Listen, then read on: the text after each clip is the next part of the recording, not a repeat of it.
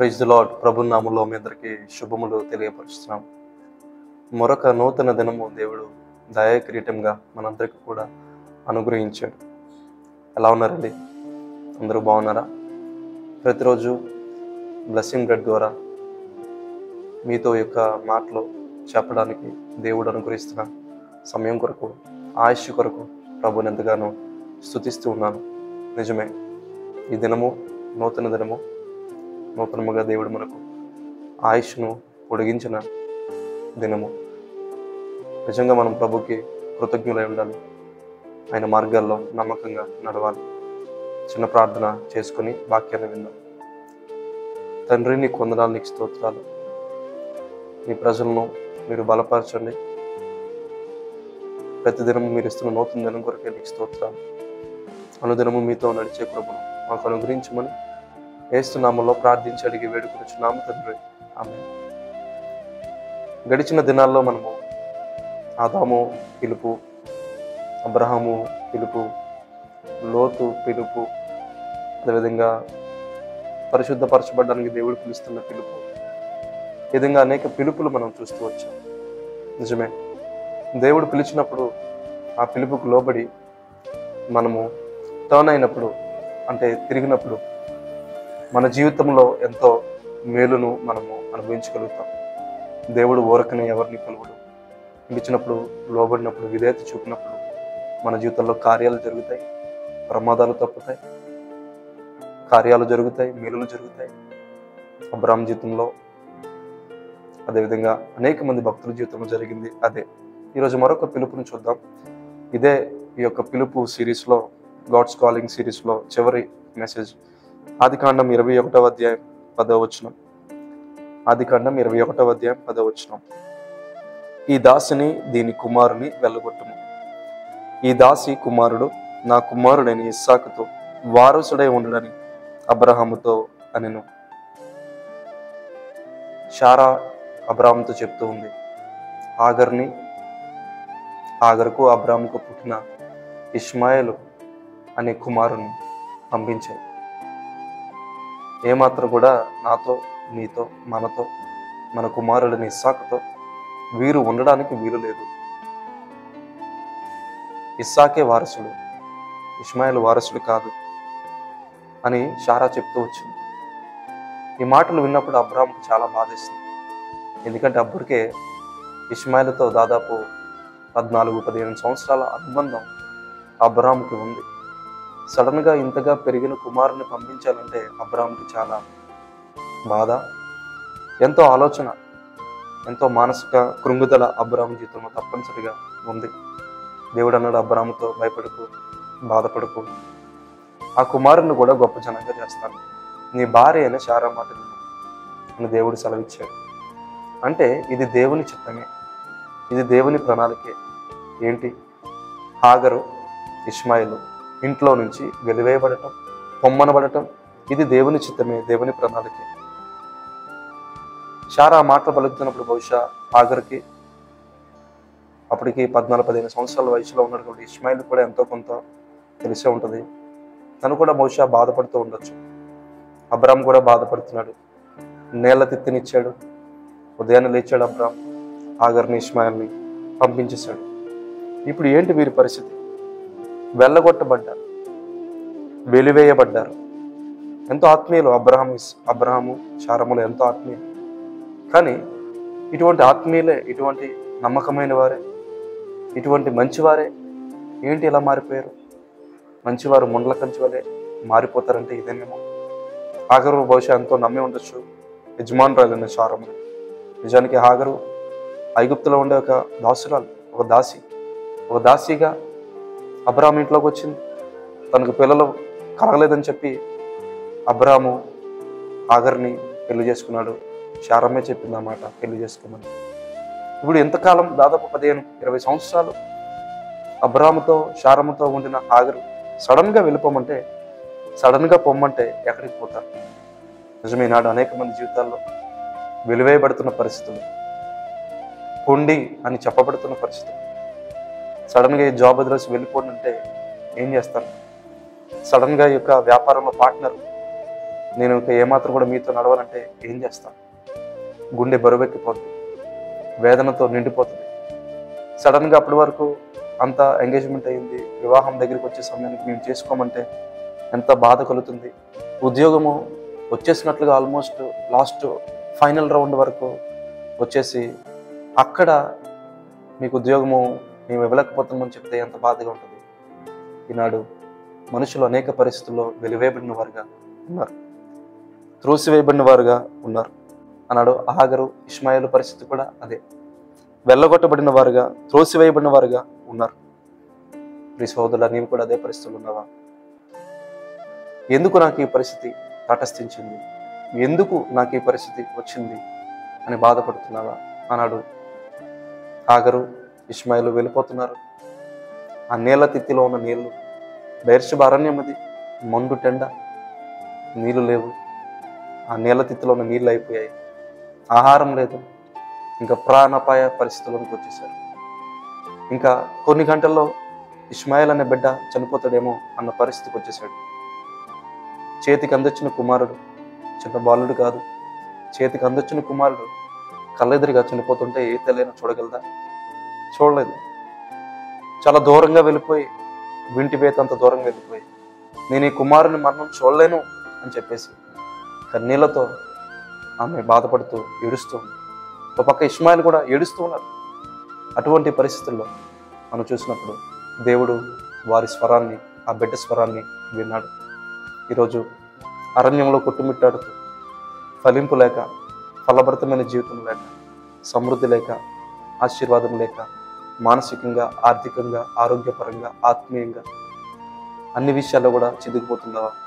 ఒకవేళ పరిచర్య అయితే పరిచర్యలో ఎంత పరిచర్య చేస్తూ, ఎంత శ్రమపడుతూ, ఎంత కష్టపడుతూ ఉన్న ఆత్మలు రక్షించబడలేకపోవటం, తగిన గుర్తింపు రాకపోవటం, లేకపోవటం, దేవుడు నన్ను వాడుకోడా అనే అనుమానాలు రావటం.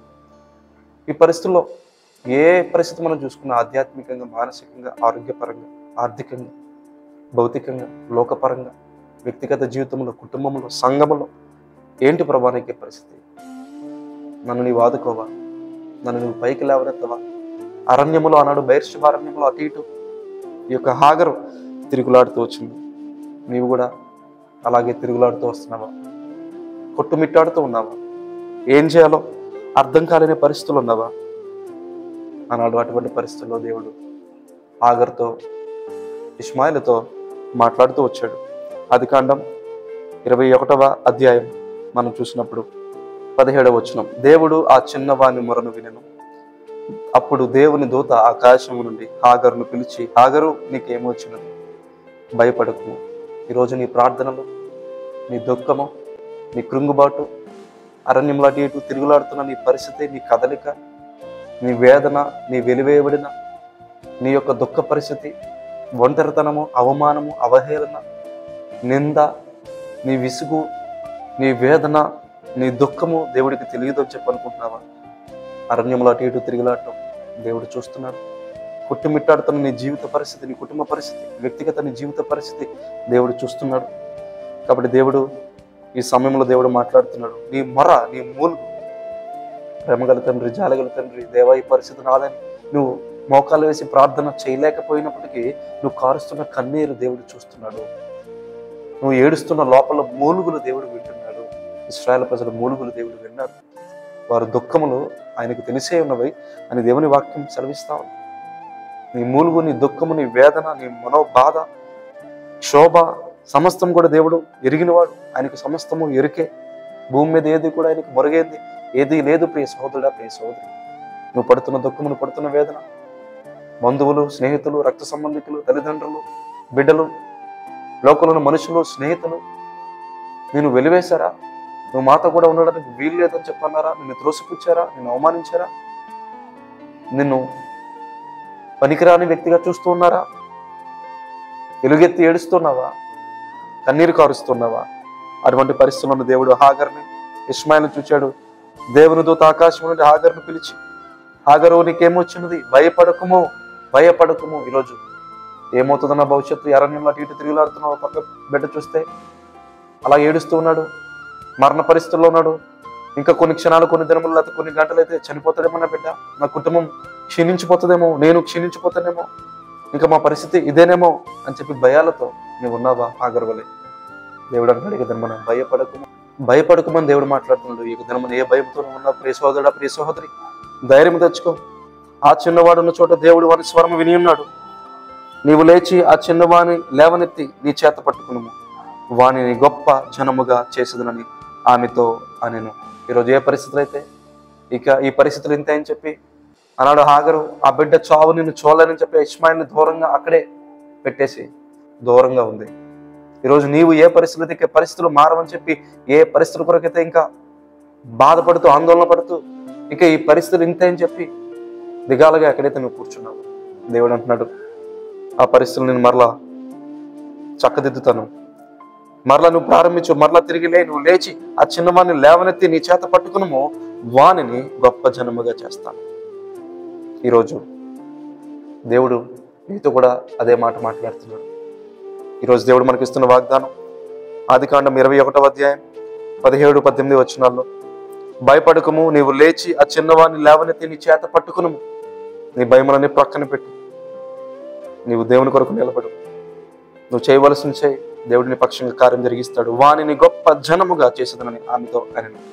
అసలు జీవించడానికి ఆస్కారం లేదు, బ్రతుకుతాడో లేదో తెలియదు, కానీ దేవుడు అంటున్నాడు బ్రతుకుతాడు. అతడు బ్రతకడం మాత్రమే కాదు, వానిని గొప్ప జనముగా చేసేదనని దేవుడు చెప్పాడు. వెంటనే అక్కడ అప్పటి వరకు ఆ బెర్షెబారణ్యంలో ఏ నీటి చుక్క కనపడలేదు, కానీ దేవుడి యొక్క కృప ద్వారా ఒక నీటి బొగ్గ హాగరుకు కనబడిందంట. ఎలాగంటే హాగరు కన్నులు తెరిచాడు. దేవుడు నీ యొక్క జీవితంలో మూసుకుపోయిన ద్వారాలు, మూసుకుపోయిన కన్నులు, మూసుకుపోయిన పరిస్థితులు ఏవైతే ఉన్నాయో ఆ యొక్క మూయబడిన ద్వారాలు దేవుడు నీ యొక్క జీవితంలో తెరవగలడు, తెరుస్తాడు. ఎప్పుడైతే హాగరు కన్నులు తెరవబడ్డాయో అక్కడే ఉంది నీటి బొగ్గ అని చెప్పి ఆ నీటి బొగ్గ దగ్గరికి వెళ్ళి నీళ్ళ తిత్తిని తీసుకుని నీళ్లతో నింపి వెంటనే ఇష్మాయిల్ దగ్గరికి వచ్చి నీళ్లు పట్టగానే ఆ బిడ్డ బ్రతికాడు. బ్రతకడం మాత్రమే కాదు, గొప్ప జనముగా చేయబడ్డాడు. 12 రాజ్యాలు, 12 రాజులు ఇష్మాయిల్ నుంచి వచ్చాయి. దేవుని నామానికి మహిమ కలుగును గాక.